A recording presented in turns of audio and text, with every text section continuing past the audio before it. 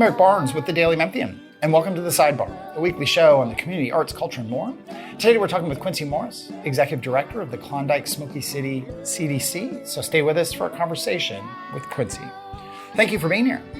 And thanks for having me. Absolutely. So you have been at, have you lived in Klondike Smokey City your whole life, or most of your life? I've lived in Klondike most of my life. Yeah. My kids graduated from Northside.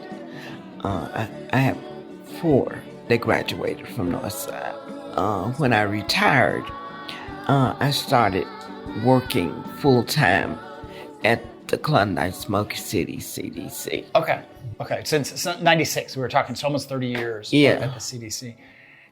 We'll talk about the work of the CDC, the Community Development Corporation, but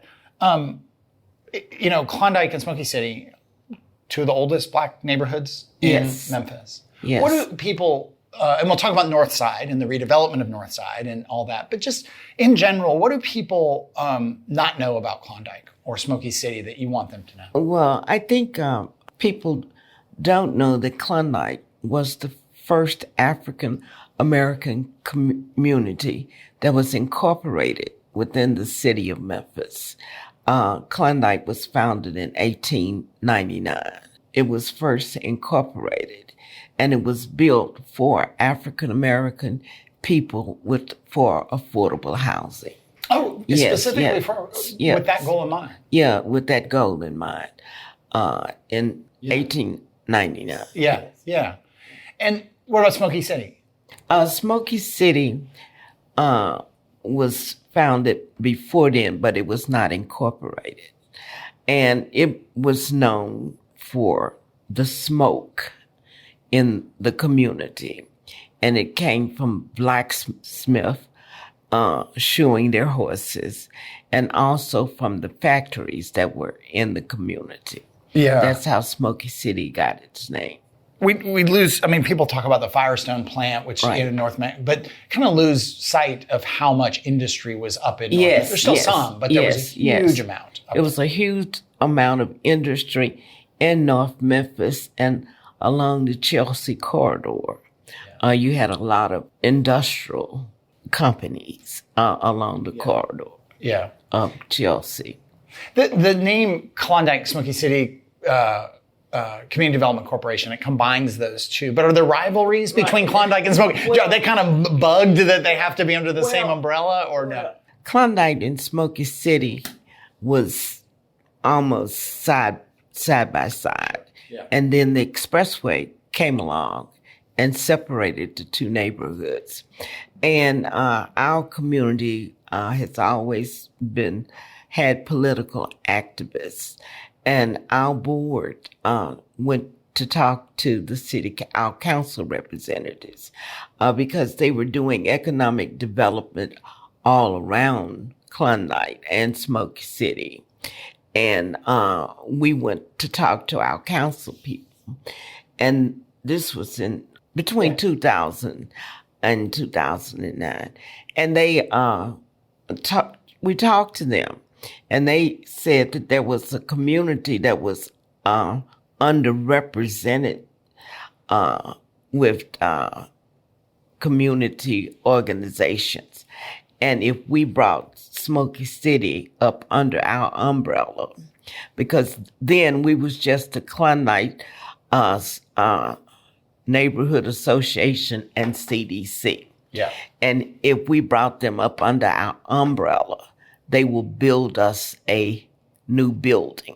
Oh. Because the building that we was in, it was built in 1959, and it was falling apart. And that building was gifted to us by the Klondike Civic Club. That was an organization that was active in the community for years.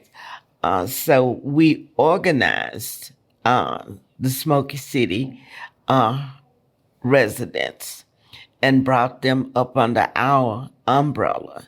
And we changed our name to the Klondike Smokey City CDC.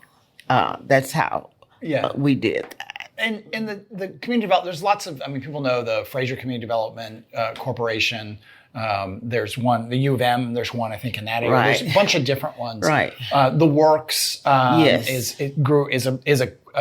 Sean Austin, who's also a board member of Daily Memphian. I show has disclosed and been a guest on all kinds of shows we've done. What is the Community Development Corporation empowered to do? And then my second question is going to be, what can't it do that you'd like it to be able to do? But what can it do? What does it do?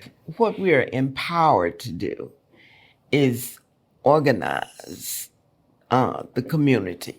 One of our major functions is community engagement. We keep the community engaged not only on things that the CDC is doing, but what other organizations are doing and what is going on within the city of Memphis. That's one of our roles. As far as what can't we do, we probably can't do any kind of political endorsement. We stick strictly on the nonprofit, what nonprofits should do. And we work with other organizations. We work with the Cathedral of Faith Collaborative, which is a group of organizations that work together to assist the Department of Children's Services, keeping children out of foster care and in the homes. We've been working with the collaborative for more than 20 years. We work with the neighborhood schools, which is Caldwell Guthrie and Perea. We work with all of the churches in the community because Klondike has all of our churches that I can think of, Friendship, Kill Avenue, have been in the community for more than 100 years. Wow. Friendship is 125 years old.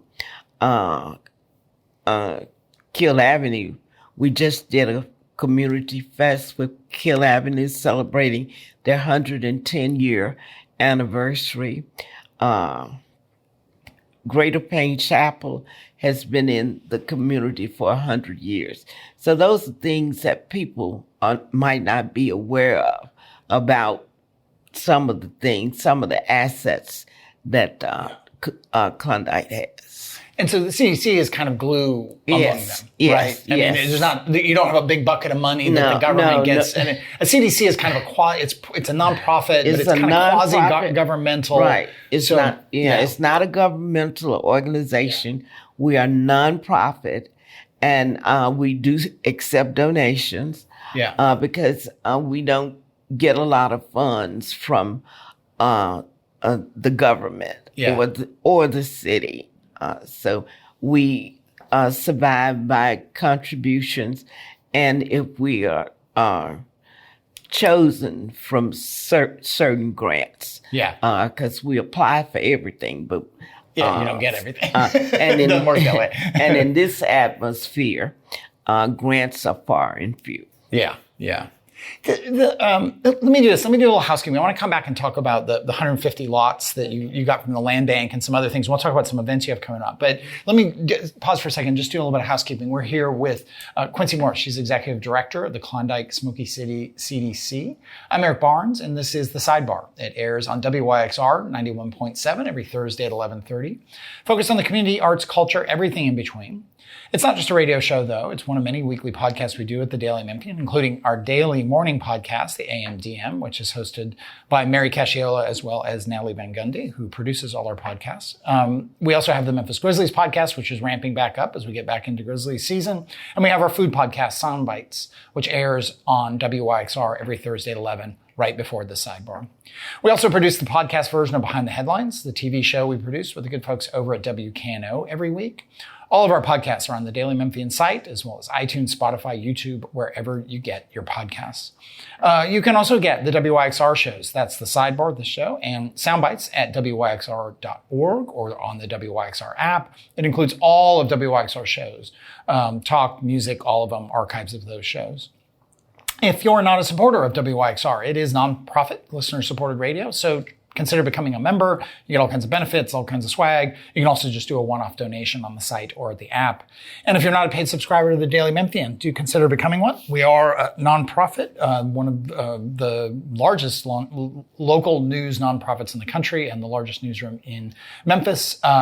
Paid subscriptions pay for about half of what we do, and advertising and sponsorships another 25-30%. And then we do fundraise to fill the gap on that last 20%.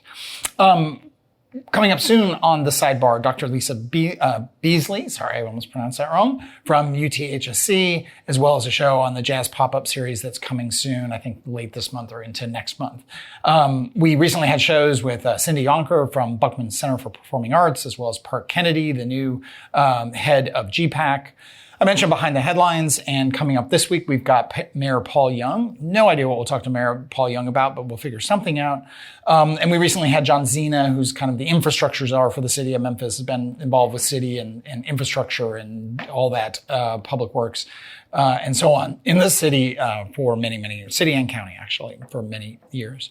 Last bit, one of our business seminars is coming up on October 23rd. That's next week at 3 p.m. at the Botanic Garden.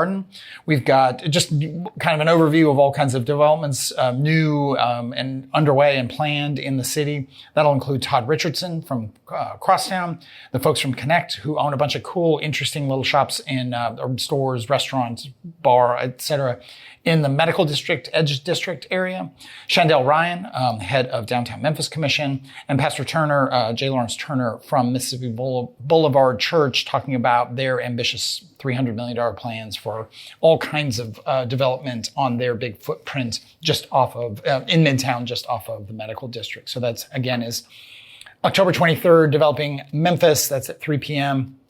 You can get tickets by going to Eventbrite and searching for Daily Memphian, or you can go to the Daily Memphian site, go through navigation. There's a list for seminars. But we are here with Quincy Morris, Executive Director of Klondike Smokey City CDC.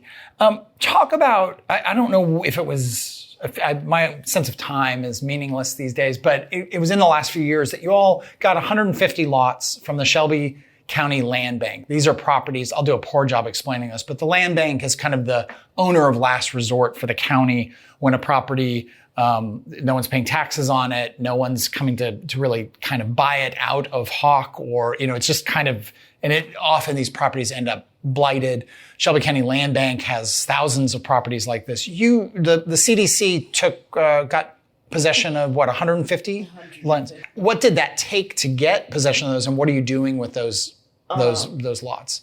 That was a challenge initially, because people in the community was trying to purchase these lots, and the land bank told them that the lots were not available, and they brought it to the CDC's attention, and we put together a group of partners, NPI, CRA, and HCD, and we listed all of the lots, and we requested them to give them to the CDC or let the CDC have them. Initially, they told us we was dealing directly with the land bank, and they told us that we did not have the capacity to take on 150 lots. And when Mayor Harris came in, we met with him, my housing director and another employee met with him, and we met with someone in his office. And we met with Mayor Harris also. And Mayor Harris told us if we could come back with the plan, he would consider transferring those lots. So NPI and NPI is Neighborhood Preservation Neighborhood right? Preservation. There we go. Okay. Yep. We got together and we came up with a plan, and he transferred those lots over to the CDC. But we did have to pay for those lots. Those lots were not given to the CDC. We got a grant, and we paid for those lots. And one of the conditions of us receiving those lots was to be able to maintain those lots and hire people from the community.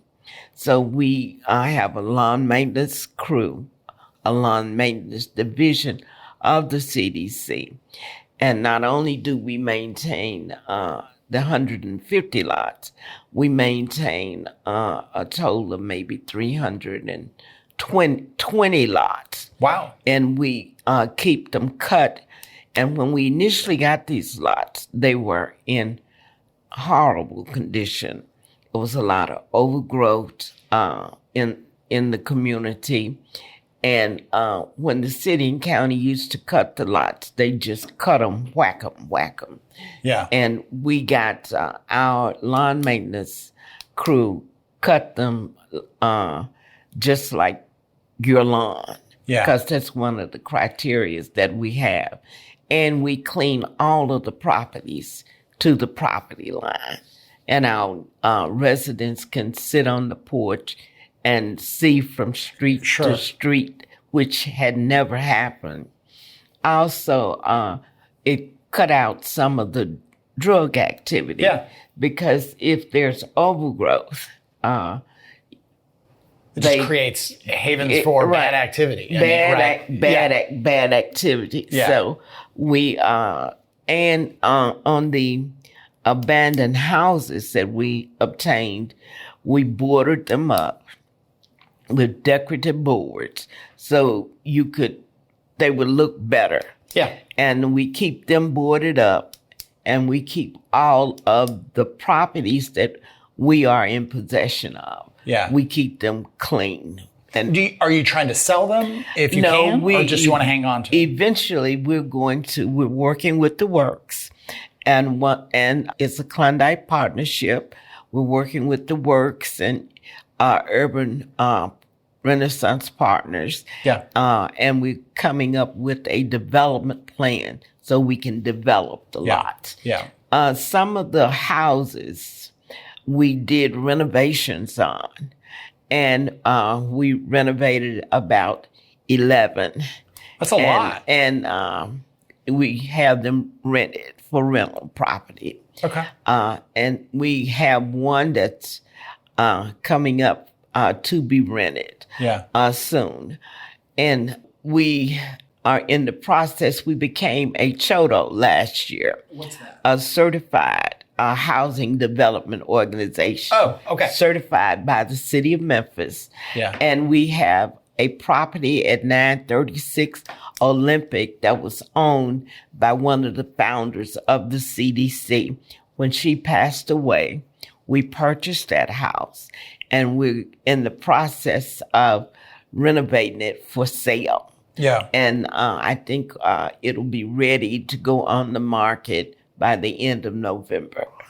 When you do that, when you're renting those homes, are you actually making some money that you can reinvest in the other? Is that sort of the virtuous circle of this? And of course, improving the neighborhood, not just for those people, but for the neighbors and people who walk and so on. So it's a virtuous circle when it's done right. And across the street from 936 Olympic is a local hangout where people come and hang out. Yeah.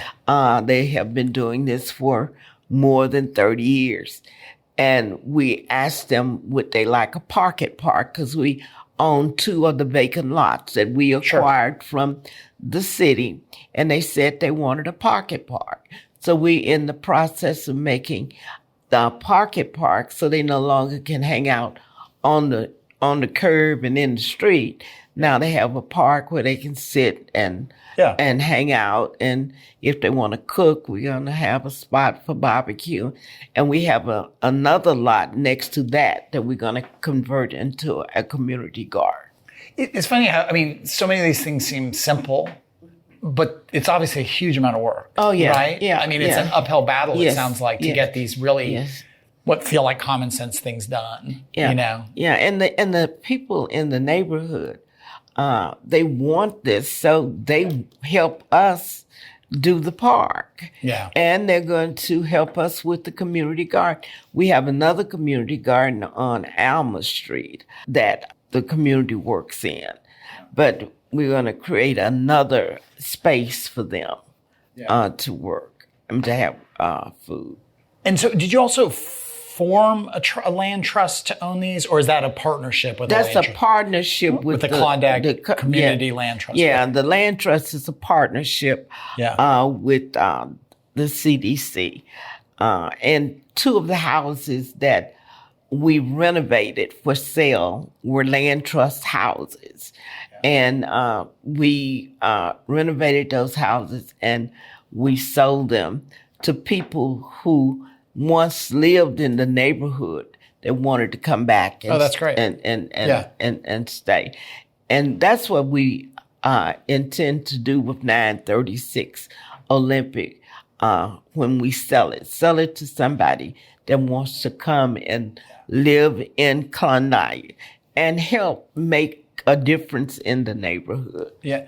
Do you have much, I mean, for some years, I can remember years ago talking to Steve Lockwood from the Fraser CDC yes. and about the challenges and some pros and cons of outside investors buying up properties. What's your take on, I mean, not all investors are the same. Maybe that's where you start, that some are good and some not so good? Some are good and some are not so good.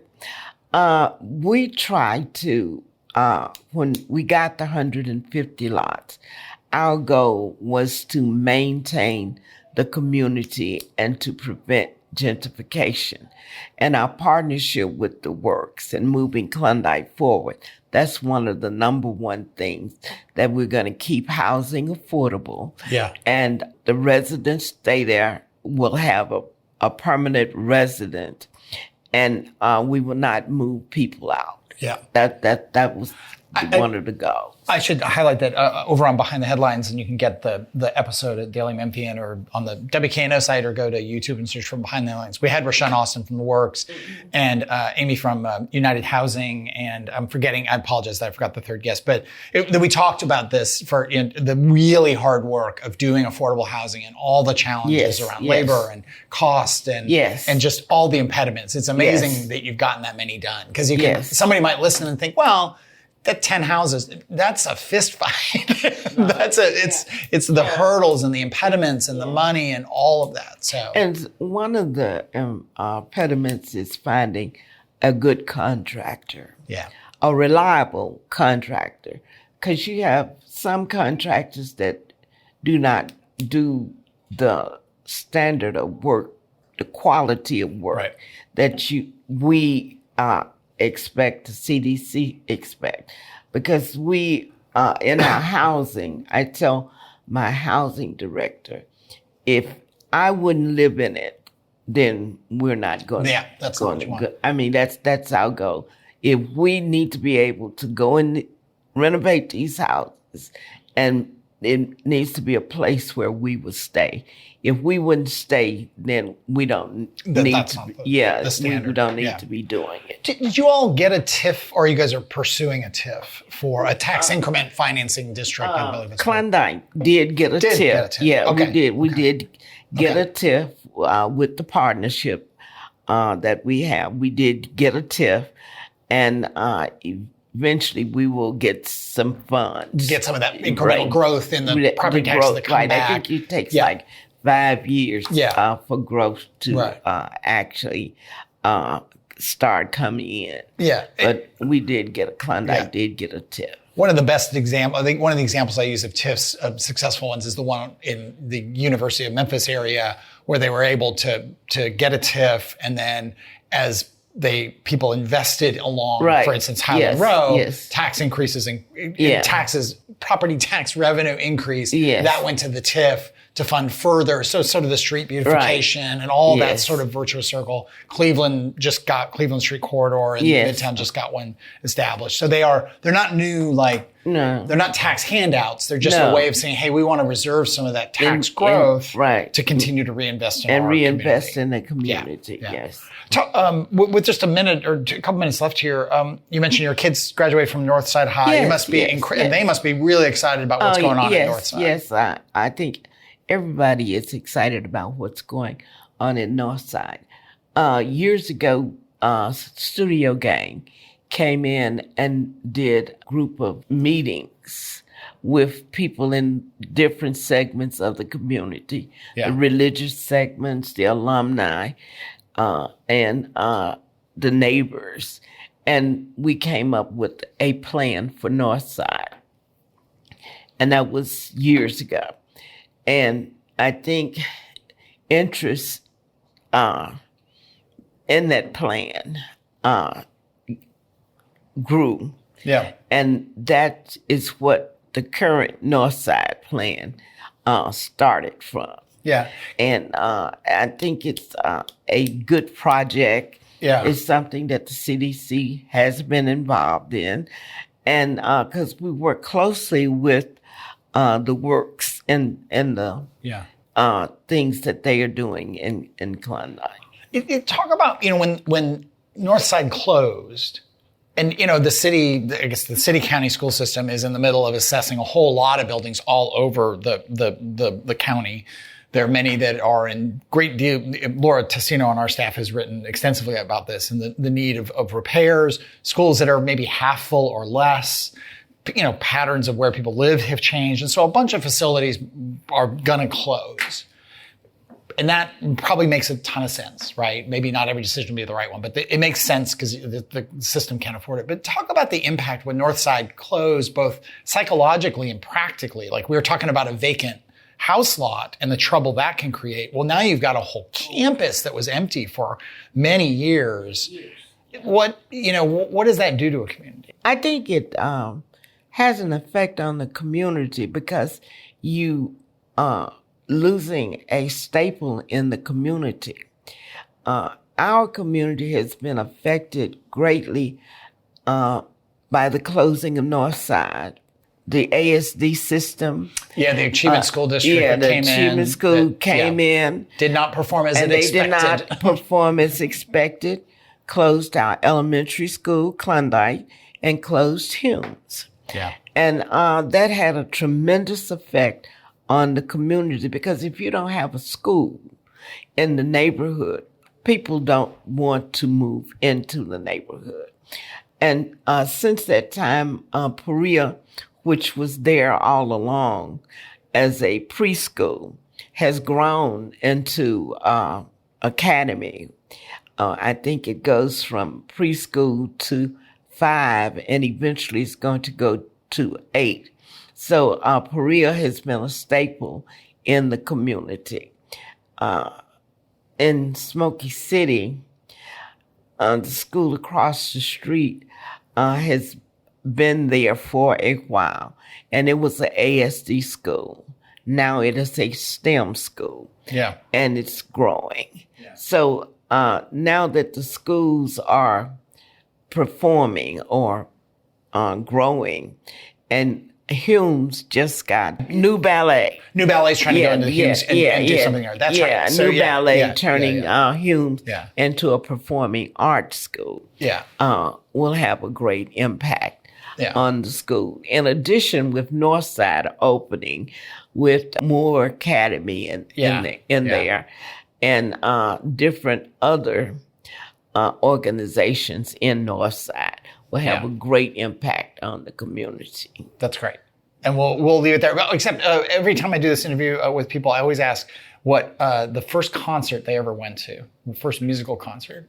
First musical concert, I think Creedence Clearwater Revival. For the win. That's pretty great. Where was that? Where? Mid-South Coliseum? Mid-South Coliseum. That's fantastic. Creedence Clearwater. Revival at Mid-South Coliseum. I love it. That's fantastic. Well, Quincy Morris, Executive Director of Klondike Smokey City CDC, thanks so much for being here. It's great to meet you, and thanks for talking about all these things. Yeah, it's nice meeting you, and I enjoyed the conversation. Well, good. Nice meeting you, too. Yeah. And thank you for having me. Absolutely. But that is all the time we have this week. If you missed any of the show, go to WYXR, the Daily Memphian YouTube, or wherever you get your podcasts, and we'll see you next week.